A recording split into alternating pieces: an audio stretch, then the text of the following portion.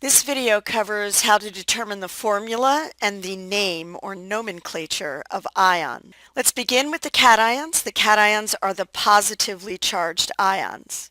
When we're looking at the monatomic cations, these are the cations that are formed from one atom. We can divide them into two groups. The first includes the alkalis, the alkaline earths, aluminum, cadmium, zinc, and silver. For these cations, the name of the ion is just the name of the metal followed by the word ion. Notice also that hydrogen is included in this group. As we've talked about before, hydrogen can behave as a metal even though it is a nonmetal. So for all of these ions, the name of the ion is just the name of the element followed by the word ion. So the name of the ion that comes from a sodium atom is sodium ion. The name of the ion that comes from a cadmium atom is cadmium ion, etc.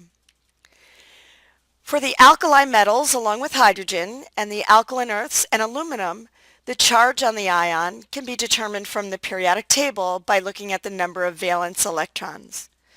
Hydrogen and the alkali metals only have one valence electron, so when it is lost, those ions have a charge of +1. Since the alkaline earth metals have two valence electrons, when they become ions and lose those two electrons, they have a charge of +2. Aluminum, of course, has three valence electrons and therefore, as an ion, has a charge of +3. For cadmium, zinc, and silver, these charges cannot be determined from the periodic table, so we just have to remember those. The charge on the silver ion is +1, and the charges on the zinc and the cadmium ions are +2. For all of the other monatomic cations, we can't get the charge or the name from the periodic table. This is because for all of these other metals, more than one possible ion can be formed with two different charges.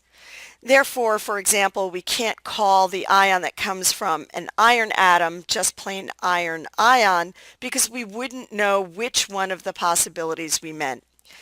So similar to using someone's last name when the first name is the same, we need some kind of differentiation between these two possible ions.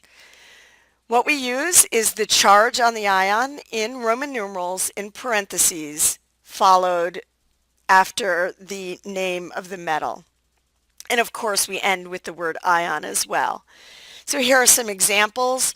The iron ion that has a charge of +3 is iron 3 ion. The copper ion with a charge of +1 is copper 1 ion. The lead ion with a charge of +4 is lead 4 ion. So this covers how we name the monatomic cations. There is only one common polyatomic cation. It is the ammonium ion, which has a formula NH4 +1, and this simply must be committed to memory. Now let's turn our attention to the anions. The anions are the negatively charged ions. First, looking at the monatomic anions, these come from the nonmetals. We can determine the charge on a monatomic anion by looking at the periodic table, and the name for the monatomic anions is obtained by taking the name of the nonmetal element, changing the ending to "ide," and of course we always end with the word ion. The charge can be determined because we know that these atoms are going to gain the number of electrons that they need to in order to have the same number as the noble gas. So, because hydrogen and all of the halogens only need to gain one electron to have the same number as a noble gas, their charges as anions will be -1.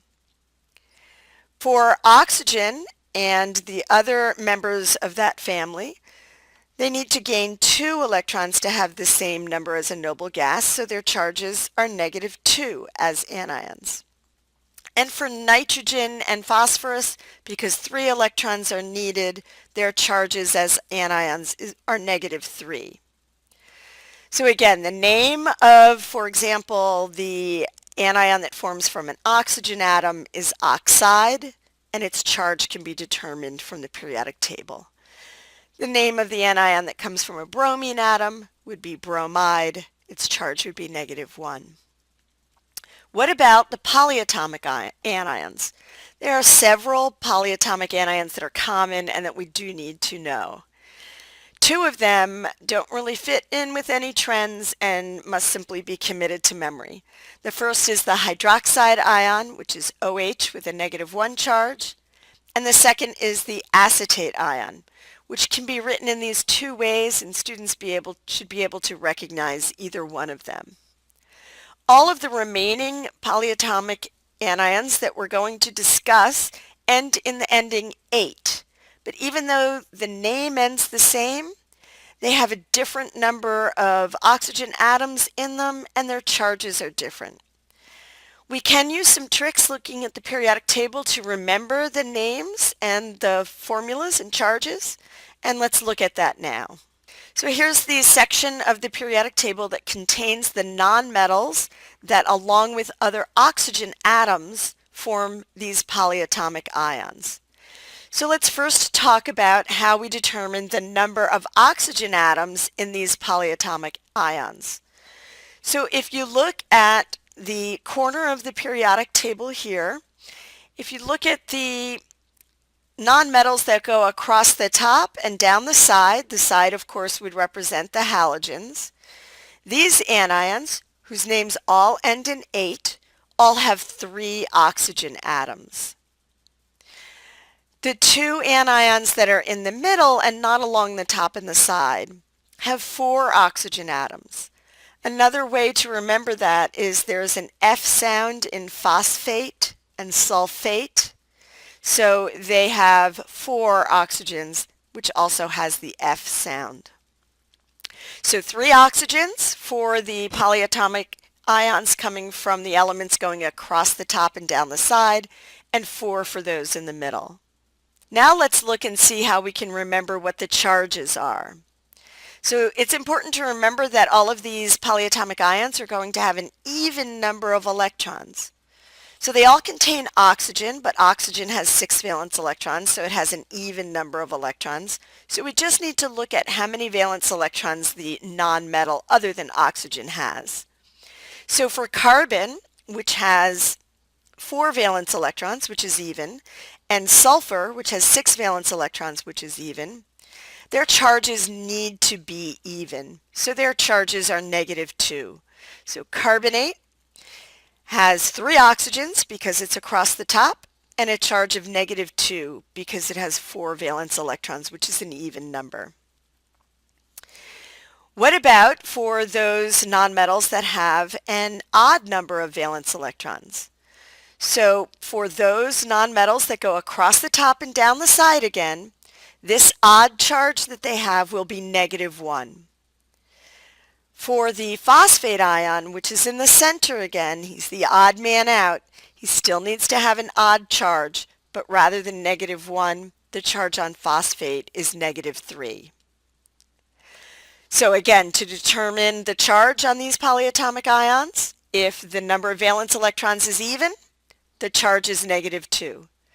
If the number of valence electrons is odd, and it goes across the top or down the side, the charge is -1. If the number of valence electrons is odd, but it's in the center, this only includes phosphate. The charge is -3. Once we know what the formulas are for the anions that end in -ate, we can figure out the formula and the names for other polyatomic anions of the same nonmetal. Here, for example, is a series of polyatomic anions that include chlorine. We already know the name of chlorate. We know that chlorate will have 3 oxygens because it goes down the side of that portion of the periodic table. We know that because chlorine has 7 valence electrons, which is odd, the charge will be -1. Once we know that chlorate is ClO3 with a -1 charge, the polyatomic ion chlorite would be similar, only it would have 1 less oxygen atom. the charge remains the same. So chlorite would be ClO2 with a -1 charge. If we have a polyatomic ion with yet one fewer oxygen atom, that is only one, we put a prefix in front, hypo, which means under, as in a hypodermic needle or hypoglycemia. So hypochlorite would be ClO with a -1 charge. If we have the polyatomic ion that has even more oxygen than the one that ends in 8, we use a prefix which means too much, as in hyperactive, but we just use the per part. So perchlorate would be the name of the polyatomic ion ClO4 with a -1 charge. I hope that this has helped you, given you tricks to remember the names of the polyatomic ions, as well as the monatomic ions, and also their formulas.